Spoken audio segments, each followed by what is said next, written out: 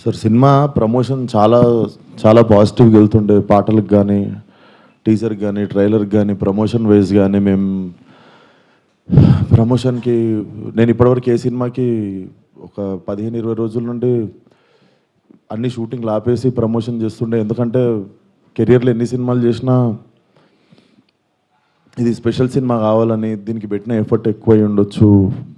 బేసిక్గా అమ్మాయి వేషం వేసుకోవడానికి మెంటల్లీ నేను గోత్రూ చేసింది అన్నీ నా పర్సనల్. అది ఇప్పుడు సినిమా హిట్ అయినప్పుడు అన్ని లెక్కలు పనికొస్తాయి కానీ బట్ రిలీజ్కి ముందే సినిమాకి ఇది నైట్ నేను చూశాను సార్.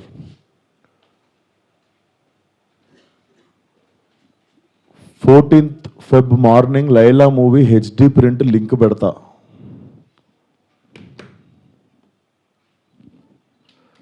వీడి ఖాతాలో ఇంకొకడు బలి పాపం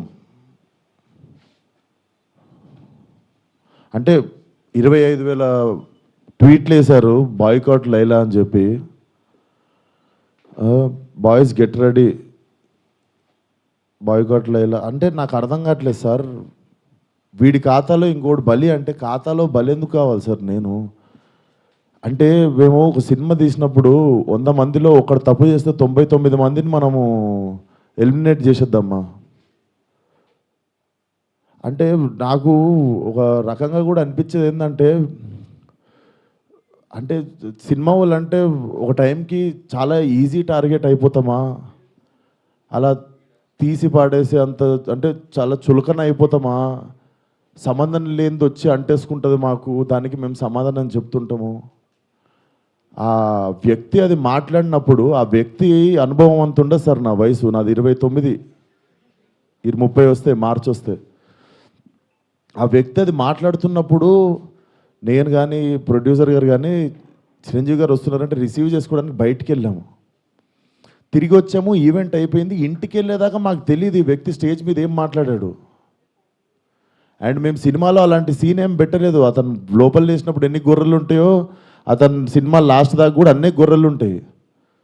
అండ్ మాకు అతను మాట్లాడిన దానికి సినిమాకి వీటికి ఏం సంబంధం లేదు. మీరు అతని మీద కోపం మా సినిమా మీద చూపించడము, ముఖ్యంగా చాలామంది కష్టపడ్డాం సార్ ఈ సినిమాకి.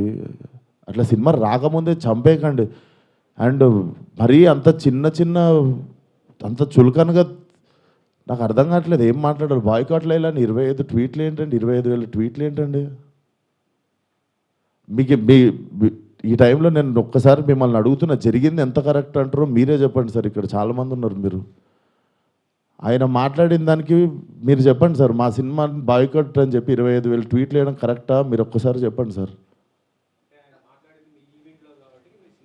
అదే సార్, ఇప్పుడు ఈవెంట్లో ఇప్పుడు అందరికీ నేను ఇంట్లో కూర్చొని వాళ్ళ స్కూల్ ఫీజు నేను కట్టి వాళ్ళకి సంస్కారం నేర్పించలేదు కదా సార్. నేను వాళ్ళు ఏం మాట్లాడతారు అనేది మన కంట్రోల్లో ఉండదు కదా సార్.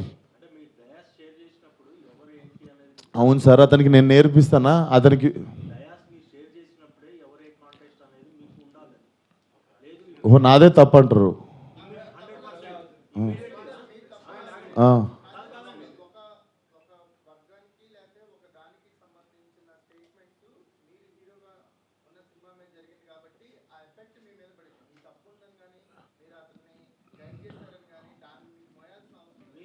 నేను అదే అంటున్నా, నేను కానీ ఇప్పుడు నా మీద పడింది కదా.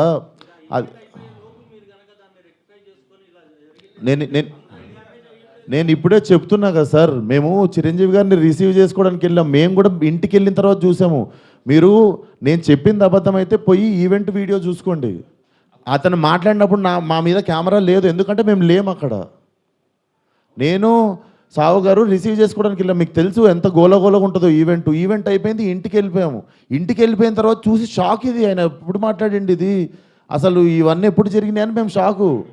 ఎందుకంటే ఈవెంట్ అయిపోయిన తర్వాత మేము కూర్చొని డిన్నర్ చేస్తున్నాము, అంత అయిపోయింది. ఇంటికి వెళ్ళిపోయిన తర్వాత సడన్గా ఈ హ్యాష్ ట్యాగ్ చూసి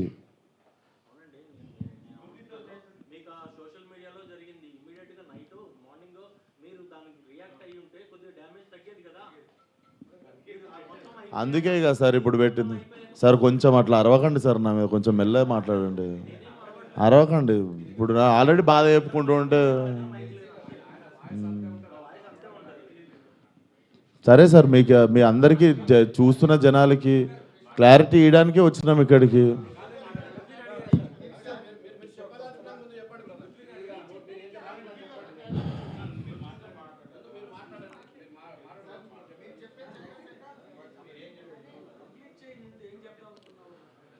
సో అదే సార్, చాలా కష్టపడి తీసినాం సినిమా.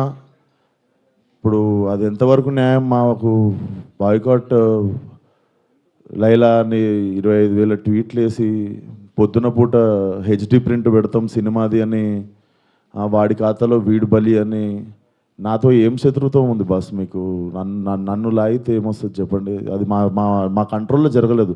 నేను చెప్తున్నా, సావు గారు కానీ నేను కానీ మా ఎదురుంగి జరిగి ఉంటే మేము అప్పుడే వెళ్ళి మైక్ గుంజుకునేటోళ్ళం, చేతులకి వెళ్ళి పక్కా చేసేటోళ్ళం. అది మేము కూడా ఇంటికి వచ్చాక చూసుకున్నాం, ఎందుకంటే బయటికి గెస్ట్ని రిసీవ్ చేసుకోవడానికి వెళ్ళాం, తిరిగి వచ్చాము. తిరిగి వచ్చేలోపు ఇది జరిగింది. అదే సార్. Thank you.